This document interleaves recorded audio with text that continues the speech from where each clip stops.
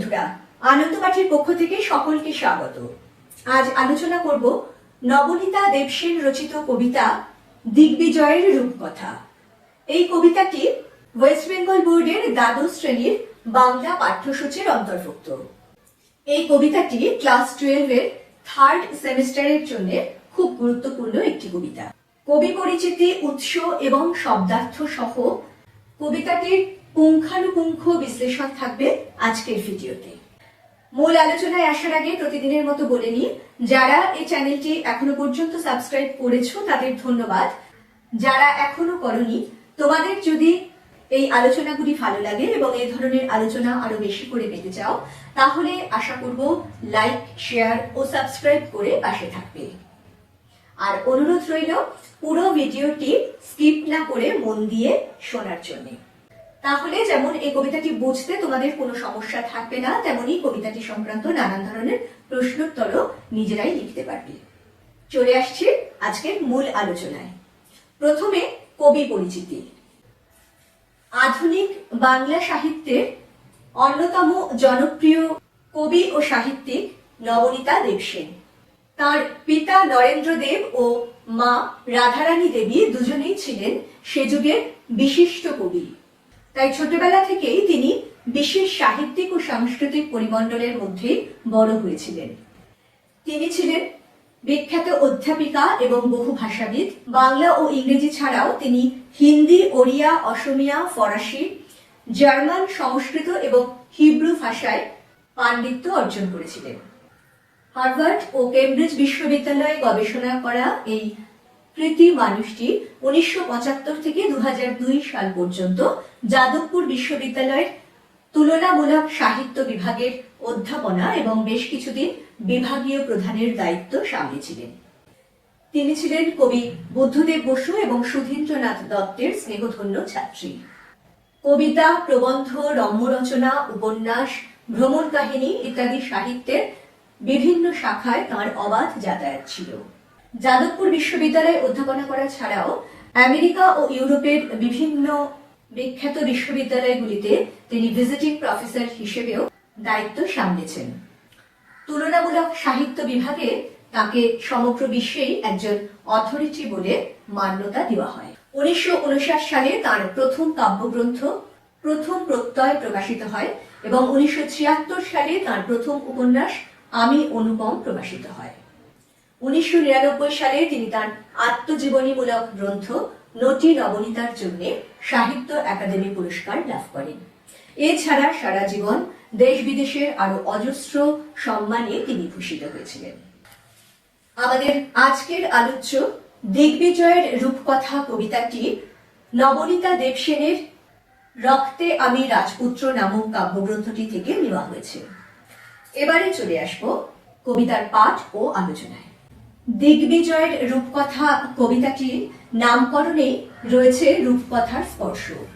এই রূপকথারই মোড়কে পৌরাণিক উপমা ব্যবহার করে মানুষের জীবনের জয়যাত্রার গাথা তুলে ধরেছেন কবি এই কবিতার মধ্যে দিয়ে। কবিতার শুরু এইভাবে: রক্তে আমি রাজপুত্র, হলেনি বা দুঃখিনী জননী, দিগ্বিজয়ে যেতে হবে, দুয়োরানী দিলেন সাজিয়ে। কবচ কুণ্ডল নেই, ধনুক তুনির শিরস্ত্রাণ কিছুই ছিল না, শুধু আশীর্বাদী দুটি সরঞ্জাম। এই আমি অর্থে কবি নিজে, কিন্তু তিনি একজন নারী। তাহলে রাজকন্যা না হয়ে রাজপুত্র কেন? দেখো, আমাদের যে রূপকথার কাহিনীগুলো, সেখানে যত বীরত্বের কথা রয়েছে সবই কিন্তু রাজপুত্রদের ঘিরে। খুব কম ক্ষেত্রে বীর রাজকন্যার পরিচয় আমরা পেয়েছি। প্রায় সব ক্ষেত্রেই দেখা গেছে রাজপুত্ররাই দেশ বিদেশ জয়ের জন্য বেরিয়েছে, রাজপুত্ররাই রাজকন্যাকে উদ্ধার করেছে, রক্ষা করেছে। আর রাজকন্যারা অত্যন্ত কোমল, নরম, সৌন্দর্যের প্রতীক, নম্রতার প্রতীক হিসেবে ধরা দিয়েছে। কিন্তু কবি এখানে বলছেন রক্তে আমি রাজপুত্র। এই আমি শুধু ব্যক্তি বিশেষ নয়, এই আমি হলো সমগ্র মানব জাতির, বিশেষত তরুণ সমাজ বা যুব সম্প্রদায়ের প্রতিনিধি, এবং তা কিন্তু নারী পুরুষ নির্বিশেষে। দিগ্বিজয়ে যেতে হবে, দুয়োরানী দিলেন সাজিয়ে। রূপকথাগুলিতে আমরা এই দুয়োরানীর পরিচয় পাই, দুয়োরানী এবং সুয়োরানী। সুয়োরানী হলেন যিনি সুখে আরামে জীবন কাটান এবং তারই ষড়যন্ত্রে দুয়োরানী রাজার চক্ষুশূল হন, রাজপ্রাসাদ থেকে তিনি বিতাড়িত হন। তিনি তার সন্তানকে নিয়ে অতি দুঃখে কষ্টে কোনো রকমের নিতান্ত দারিদ্র্যের মধ্যে দিয়ে জীবন কাটান। তাই তিনি দুঃখিনী জননী, কিন্তু তার সন্তান হবে অতি বীর। রূপকথাতেও দেখা যায় রাজা যখন বিপদে পড়েন তখন কিন্তু এই দুয়োরানীর সন্তানই প্রবল পরাক্রম দেখিয়ে রাজাকে রক্ষা করে।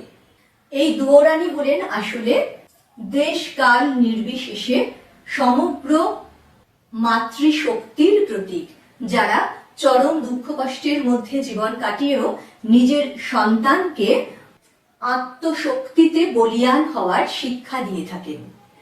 দিগ্বিজয় অর্থাৎ জীবন যুদ্ধে এগিয়ে যাওয়ার জন্য তিনি তার সন্তানকে সাজিয়ে দেন নিজের হাতে। কিন্তু সাজিয়ে দেন কি দিয়ে? সে সাজের উপকরণ কি? বলছেন কবচ কুণ্ডল নেই, ধনুক তুনির শিরস্ত্রাণ কিছুই ছিল না। এই কবচ কুণ্ডলের পরিচয় আমরা পেয়েছি মহাভারতের কর্ণের মধ্যে। কর্ণ তার জন্মের সময় থেকে কবচ ও কুণ্ডল নিয়ে জন্মেছিলেন, যা ছিল তার রক্ষা কবচ। এই কবচ কুণ্ডলের জোরেই তিনি জীবনের যে কোনো যুদ্ধে অপরাজেয় হয়ে থাকবেন, এই আশীর্বাদ প্রাপ্ত ছিলেন। আর তুনির শব্দের অর্থ বানাধার, অর্থাৎ তীর রাখার যে জিনিসটি থাকে তাকে বলা হয় তুনির। প্রাচীন যুগে যখন যুদ্ধ হতো তখন তো তীর ধনুক নিয়ে যুদ্ধ হতো, তীর ধনুকই ছিল যুদ্ধের অস্ত্র। কিন্তু দক্ষিণী মায়ের কাছে এই তীর ধনুক যুদ্ধের এসব অস্ত্রশস্ত্র কিছুই কিন্তু নেই। তার কাছে নেই শিরস্ত্রাণ। শিরস্ত্রাণ হলো মাথায় পড়ার এক রকমের বর্ম, যা যুদ্ধে যোদ্ধারা ব্যবহার করত। আসলে মাথায় আঘাত পেলে তো সেই আঘাত অত্যন্ত গুরুতর হয়ে যায়, তাই সবসময় মাথাকে বাঁচানোর একটা ব্যবস্থা থাকতো। দেখবে বর্তমান যুগেও খেলোয়াড়রা মাথায় হেলমেট পরে, যারা বাইক চালায় তারাও কিন্তু মাথায় হেলমেট পরে। এগুলোও কিন্তু সবই শিরস্ত্রাণ, অর্থাৎ শির বা মাথাকে রক্ষা করার জন্য তৈরি বর্ম। এই শিরস্ত্রাণও দক্ষিণী মায়ের কাছে নেই। তাহলে তিনি দিগ্বিজয়ে যাত্রা করার জন্য সন্তানকে কি দিয়ে সাজিয়েছিলেন? দক্ষিণী মায়ের কাছে ছিল আশীর্বাদী দুটি সরঞ্জাম। এক, এই জাদু অশ্ব। মরুপথে সেই হয় উট, আকাশে পুষ্পক আর সপ্তডিঙা সাজে সিন্ধু জলে, তেপান্তরের পক্ষীরাজ। তার নাম রেখেছি বিশ্বাস। পুরাণে বা রূপকথায় মানুষ যুদ্ধ করত ঘোড়ায় চড়ে। এই যে বলছেন এই জাদু অশ্ব, অশ্ব অর্থাৎ ঘোড়া, কিন্তু সে যেমন তেমন ঘোড়া নয়, সে হলো জাদু অশ্ব অর্থাৎ অলৌকিক ঘোড়া। কারণ সে সব রকম প্রতিকূলতার বিরুদ্ধে অস্ত্র হয়ে ওঠে। এই যে বাহন, এই যে জাদু অশ্ব, তার সব রকম প্রতিকূলতার মধ্যে দিয়ে চলতে সক্ষম। মরুপথে সেই হয় উট। আমরা জানি উটকে মরুভূমির জাহাজ বলা হয়, অর্থাৎ মরুভূমিতে সবচেয়ে সেরা বাহন বা সবচেয়ে সেরা যাতায়াতের মাধ্যম হলো উট। এই জাদু অশ্ব মরুভূমি পেরোনোর সময় হয়ে যায় উট। আবার আকাশে হয় পুষ্পক আর সপ্তডিঙা সাজে সিন্ধু জলে। পুষ্পক রথ ছিল পুরাণে কুবেরের রথ। কুবের হলো ধন সম্পদের দেবতা। এই পুষ্পক হলো আসলে যে রথ আসলে মাটির উপর দিয়ে চলতো না, আকাশে উড়ে যেত। বর্তমান যুগে যা আসলে বিমান বা এরোপ্লেন, তাই পুরাণ যুগে পুষ্পক রথ বলে পরিচিত ছিল কুবেরের পুষ্পক রথ। আর সপ্তডিঙার উল্লেখ আমরা কোথায় পাই? মনসা মঙ্গলে। মনসা মঙ্গলে চাঁদ সদাগর সপ্তডিঙা সাজিয়ে সমুদ্র পথে বাণিজ্যে যেতেন। এই যে সিন্ধু জল, এই সিন্ধু নদী নয়, এই সিন্ধু হলো আসলে সমুদ্র।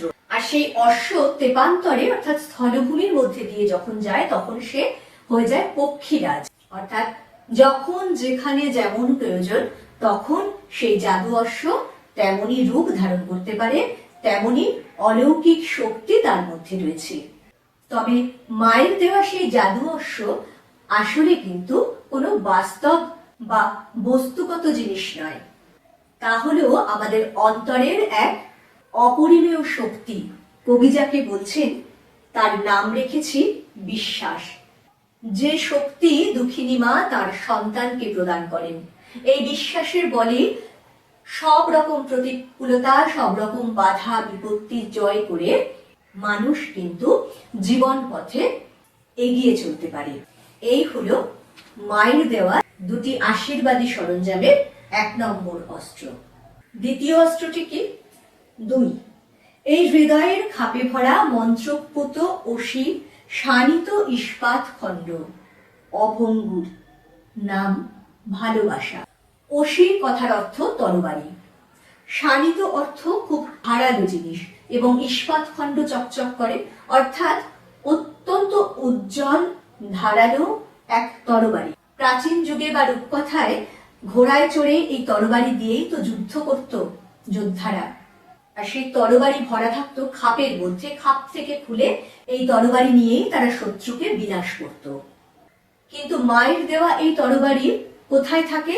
তা থাকে হৃদয়ের খাপে ভরা, কেননা তার নাম ভালোবাসা।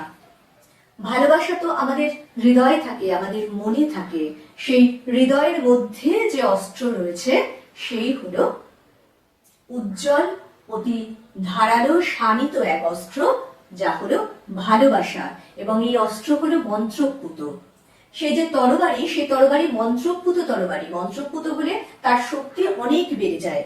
এই ভালোবাসার শক্তিও তো অপরিসীম, অগাধ, যে শক্তিতে মানুষ সমগ্র বিশ্বকে জয় করতে পারে।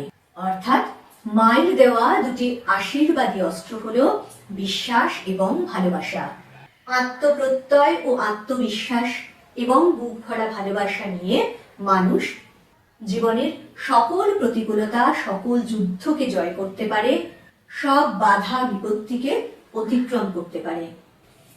তাই শেষ লাইনে এসে কবি বলছেন, নিশ্চিত পৌঁছব সেই তৃষ্ণাহর খর্জুরের দ্বীপে। তৃষ্ণাহর কথার অর্থ যা তৃষ্ণাকে হরণ করে, তৃষ্ণা নিবারণ করে। এই তৃষ্ণা কেমন তৃষ্ণা? এই তৃষ্ণা কি শুধুমাত্র জল বা অন্য কোনো পানীয়ের তৃষ্ণা? তা নয়।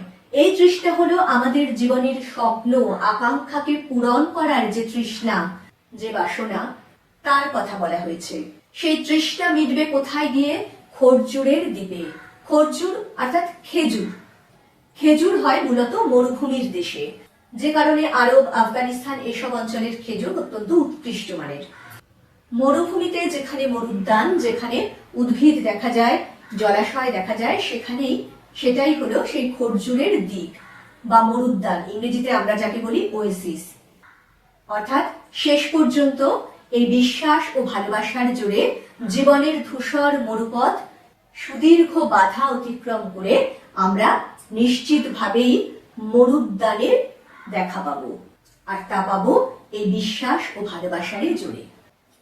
সুতরাং বন্ধুরা, এই সম্পূর্ণ কবিতাটি আলোচনার শেষে আমরা বলতে পারি, এই কবিতায় কবি দেখিয়েছেন জীবন যুদ্ধে জয়ী হওয়ার জন্য বাহ্যিক শক্তির চেয়ে অনেক বেশি প্রয়োজন অন্তরের শক্তি, যার মধ্যে প্রধান হলো বিশ্বাস বা প্রত্যয়, যা আসলে আমাদের সত্যিকারের বাহন হয়ে উঠতে পারে যে কোনো প্রতিকূল পথে চলার জন্য। আর দ্বিতীয় শক্তি হলো ভালোবাসা, যা যে কোনো শক্তির চেয়ে বড় শক্তি হয়ে আমাদেরকে অপরাজেয় করে তুলতে পারে। তাই এই দুটি আশীর্বাদ, বিশ্বাস ও ভালোবাসা, আমাদের জীবনের মূল চালিকা শক্তি। বন্ধুরা, পরের দিন এই কবিতাটি থেকে প্রশ্নোত্তর নিয়ে আসবো। খুব তাড়াতাড়ি ফিরে আসছি পরের ভিডিও নিয়ে। সঙ্গে সঙ্গে নোটিফিকেশন পেতে চাইলে সাবস্ক্রাইব করে বেল বাটনটি অন করতে ভুলো না। আজকের মতো টাটা, সবাই খুব ভালো থেকো।